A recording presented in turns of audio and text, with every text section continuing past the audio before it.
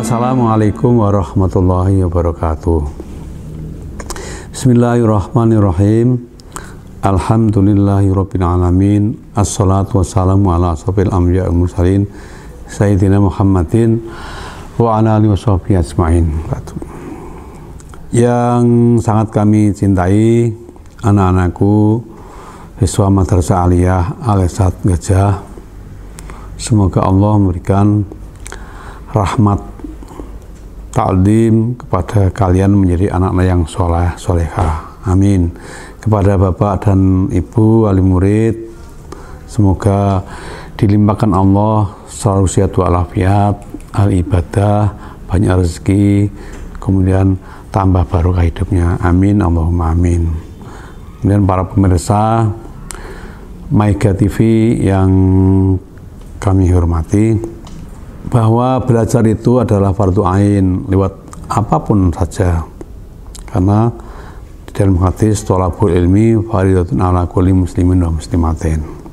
Pada kajian ini di Maiga TV membuat kajian kitab kuning yang kali ini pada Ramadan ini adalah Ramadan pada tahun 1441 Hijriah atau 2020, adalah kitab Wasiatul Mustafa.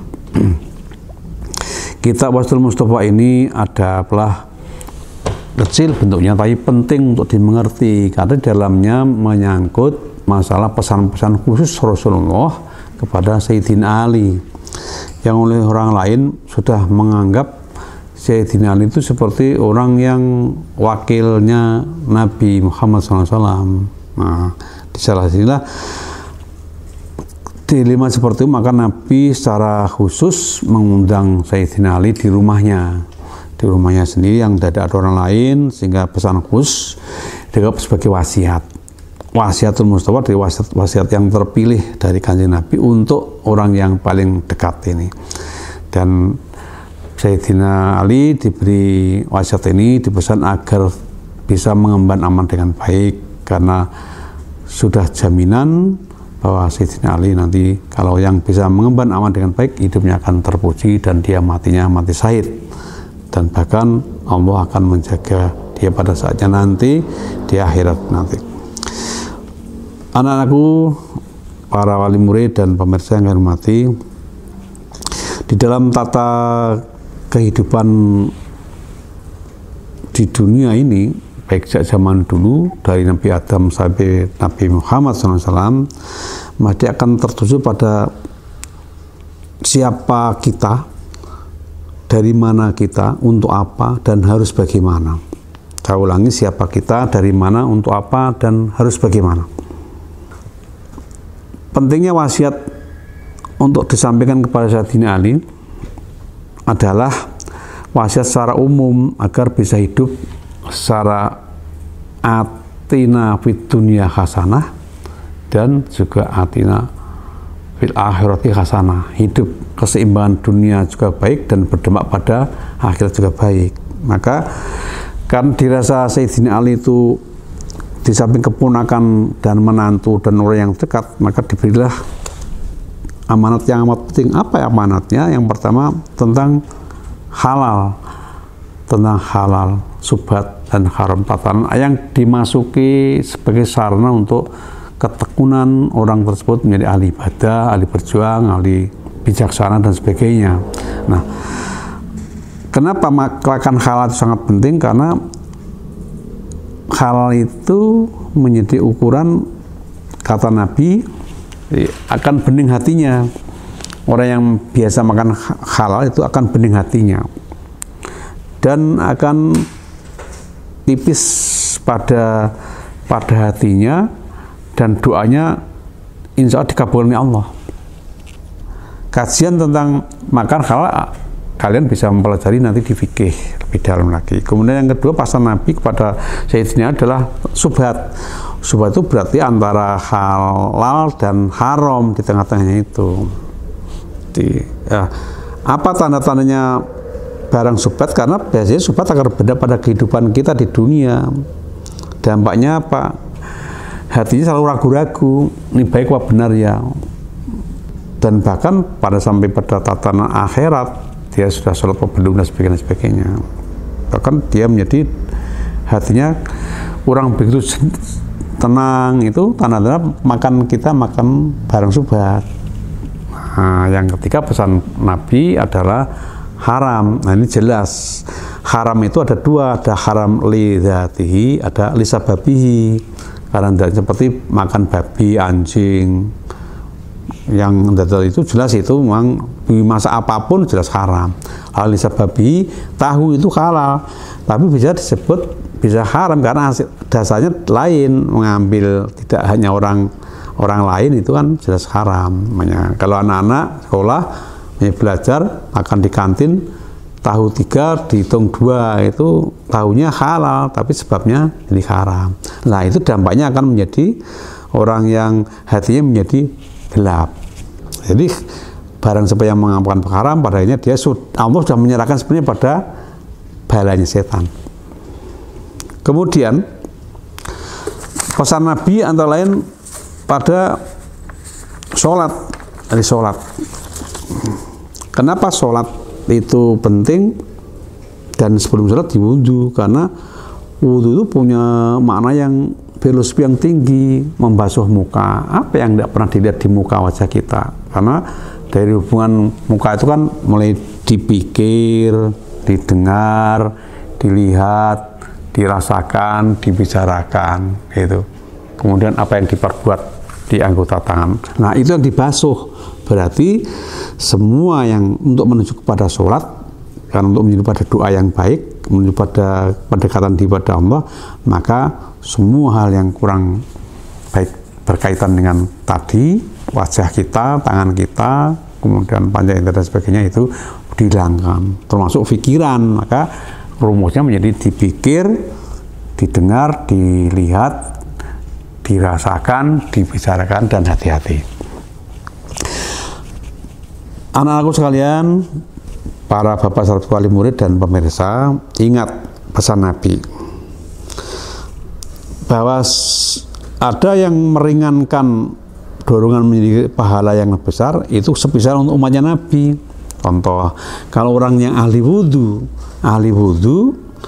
dari wudhu tiap hari itu wudhu batal, wudhu, maka orang itu diampun dosanya dari wudhu ke wudhu. Jadi batal wudhu lagi, maka diampun oleh Allah lagi. Itu yang pertama. Dan ketika wudhu ada arah menuju kepada bagaimana mereka yang wudhu itu, orang sekalian, bisa menuju pada husnul khotimah. Ada tata cara yang sekarang yang dipelajari kitab itu, antara lain pesan Nabi, khusus pesan Nabi, antara lain ya wudhu. Pertama, tidak usah berlebihan dalam mengambil air. Itu persidangan. Kedua, ketika kita sudah wudhu, kemudian diperhatikan kita selesai wudhu tidak seperti biasanya membaca doa itu. Sebelum doa Allahumma ja'alna minat tabi'in waj'alna mutahhirin, itu kita diminta Rasulullah akan membaca surat inna anzalnahu, inna bismillahirrahmanirrahim, inna anzalnahu fi lailatul qadr wa ma adraka lailatul qadr, itu seterusnya sampai selesai itu. Artinya malaikat Jibril dan krunya itu akan menurunkan rahmat pada orang yang wudhu tersebut. Kemudian masih ada lagi bahwa orang-orang yang wudhu itu oleh umatnya Nabi Muhammad sendiri itu ambil air, taruhkan di leher sambil melihat ke bawah, baca tasbih. Kemudian melihat ke atas, membaca syahadat Rasul. Nah, manfaatnya apa? Insya Allah orang tersebut akan dimudahkan mengucapkan di akhir hayatnya membaca La ilaha illallah Muhammadur Rasulullah. Anak-anakku sekalian dan para bapak ibu wali murid serta para pemirsa, begitu indahnya agama Islam. Dimulai awal pertama sudah mengatur tatanan apa yang harus dimasukkan dalam badan, aliran darah yang tadi yang bersih akan berdampak pada hidupnya sehat, batinnya sehat, batin sehat akan menjadi raga yang sehat, dan seterusnya, termasuk menjadi orang yang mudah segalanya untuk menuju pada kebaikan. masih ada wudhu. Kenapa wudhu itu penting? Karena wudhu itu termasuk membasuh kaki, dan kaki itu diketahui oleh ahli syaraf bahwa ada di sumber syaraf itu di kaki. Nah, ketika selesai wudhu akhir itu membasuh kakinya, khusus untuk jari-jari itu agar dibasuh sambil dipijit-pijit di sela-selanya itu. Nah, kalau itu dilakukan dengan cara ikhlas saat itu wudhu, berarti minimal 5 kali, apalagi kalau dia rajin wudhu, berarti beberapa kali, insya Allah orang tersebut jarang sekali, bahkan tidak pernah mudah-mudahan terkena penyakit, termasuk penyakit stroke dan sebagainya. Kemudian ada hal yang lain. Untuk menuju sholat itu tidak hanya pun saja, bahkan khusus umatnya Nabi Muhammad Sallallahu Alaihi Wasallam melalui pesan Nabi kepada Sayyidina Ali, istimewanya, hei Ali, sebelum kamu sholat Jumat maka hendaklah kamu sudah mandi. Nah, barang siapa yang mandi pada hari Jumat sebelum sholat Jumat, maka Allah akan mengampuni dosanya dari Jumat ke Jumat. Tapi mandinya adalah mandi seperti mandi besar itu, mandi junub. Nah, karena sudah lepas dari atas sampai bawah, berarti agama itu mengajarkan kalau saat seminggu sekali kita cuci pikiran kita, seluruh tubuh yang ada di ini menghadap pada Allah SWT. Tidak ada hal yang lain. Kalau itu yang dikerjakan setiap itu, maka Allah akan memberikan jalan pada orang tersebut. Sebagaimana di Quran, wa may yattaqillaha yaj'al lahu makhraja. Barang siapa yang bertakwa kepada Allah, maka akan diberi jalan keluarnya. Jangankan corona, jangankan paceklik dan musibah, Allah akan berjalan. Kemudian sholat, setelah itu selesai kemana sholat? Sholat itu bagaimana? Doa, maka disitulah doa. Karena doa maka ada itikat yang baik atau tata krama, dari mulai menghadap pada tanah, ya, pada sajadah. Maka sajadah yang baik adalah sajadah yang tidak ada warna-warninya, gambarnya yang polos saja, khusyuk. Karena sungguh bahagia orang yang bersolat khusyuk itu. Anak-anakku sekalian, para bapak dan ibu, wali murid serta pemirsa, betapa pentingnya sholat. Karena pesan Nabi antara lain sholat yang tepat waktu, Allah akan mencintai. Allah mencintai orang yang pada sholat tepat waktunya. Jadi dia semacam membayar pajak. Di kewajiban itu membayar pajak. Kalau orang yang diminta membayar pajak kok tepat, maka pemerintah akan senang sekali. Nah, yang menunda-nunda dibiarkan tidak apa-apa memang, tapi itu bagian dari yang tidak disenangi oleh orang yang perintah. Anak-anak sekalian dan para bapak ibu serta pemirsa, ingat dalam pesan tersebut khusus Nabi kepada Sayyidina Ali. Antara lain bahwa ketika kita sholat dari mulai takbiratul ihram ini khusus pada Nabi, walaupun ada beberapa pendapat. Pertama akbar, itu angkat kedua tangan dan direnggangkan jari-jarinya 10 itu. Punya maksud bahwa tidak ada di antara satu ini saling bersinggungan. Karena apa? Jari ini diciptakan Allah ada tanda-tandanya. Ibu jari ini adalah tanda-tanda untuk orang-orang yang punya kekuasaan. Jadi agnia. Kemudian yang jari telunjuk itu diibaratkan seperti orang yang umara. Kemudian yang jari tengah ini ulama, yang ini pemuda, yang ini perempuan. Nah, maka para agnia yang punya kaya biasanya dia matinya dengan perempuan. Ini perempuan kalah dengan umara. Nah, maka kita di tengah-tengah lah, itu yang menengahi, itu berarti ulama. Nah, di dalam kitab Wasil Mustafa menganjurkan, Nabi menganjurkan pada ini, hendaklah kita dekat pada ulama atau orang yang ahli ilmu. Ulama bukan dikonosikan orang yang ahli ibadah, kemudian jidatnya sini hitam, orang yang sajadahnya besar dan benda. Ahli ilmu yang ikhlas itulah dalam kategori termasuk orang alim. Anak-anakku sekalian yang sangat saya cintai, para bapak dan ibu alim murid, mudah-mudahan Allah memberi ridho upaya bapak dan ibu selalu berhasil dalam bertanam maupun sebagainya. Mudah Allah memberikan rezeki yang luas biasa. Serta para manusia yang dirahmati Allah. Ingat, ada waktu-waktu yang dalam berdoa itu sangat baik. Yang pertama adalah kita ini menyadari bahwa kita adalah hamba Allah, maka wajib istighfar. Istighfar artinya bahwa kita wajib mohon ampun sekalipun kita seperti itu. Karena dicontohkan Nabi itu istighfarnya 100 kali. Tapi dalam kitab Istighfar itu hanya 60. Bahkan ingat, Nabi Ali jangan sampai lupa, 1, baca istighfar, 2, kemudian baca sholawat, 3, jangan lupa itu baca Quran.